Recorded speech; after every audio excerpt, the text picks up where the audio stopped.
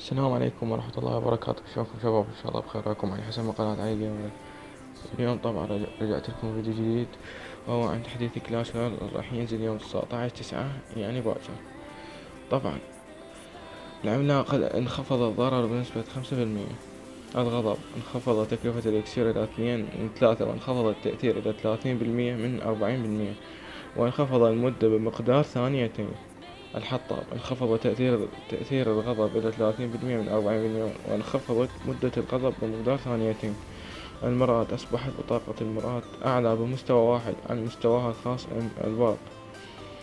يصعق الأهداف لمدة 5 ثواني.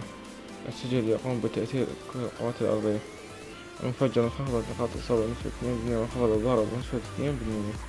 طبعا مثل ما إذا طلعت الصورة قدامكم، طبعا راح ينزل صندوق جديد سعره 500 جوهرة. هذا الصندوق يطلع بطاقة واحدة وهي ليجند، يعني هسه أي واحد ممكن يحصل بطاقة ليجندري. يعني ممكن أي بطاقة لافا أو ساحر الجليد، أي بطاقة ممكن. يعني أتوقع أيضا راح يضيفون بالارينا تم بطاقات أسطورية، ما أدري بالارينا طبعا، بس الشركة قالت هسه الكل راح يقدر يحصل بطاقات ليجندري.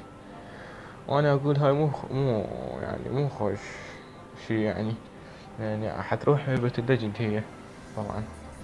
يعني هو هيك احنا نحصل الليجند طبعا، لان ما ادري والله راح نقدر نفوز اللاعبين. يعني ممكن يطلع لك ليفل 6 وعنده سبارك، يعني هاي المشكلة يعني. فهذا كان كل عندي، لا تنسى اللايك والاشتراك. مع السلامة.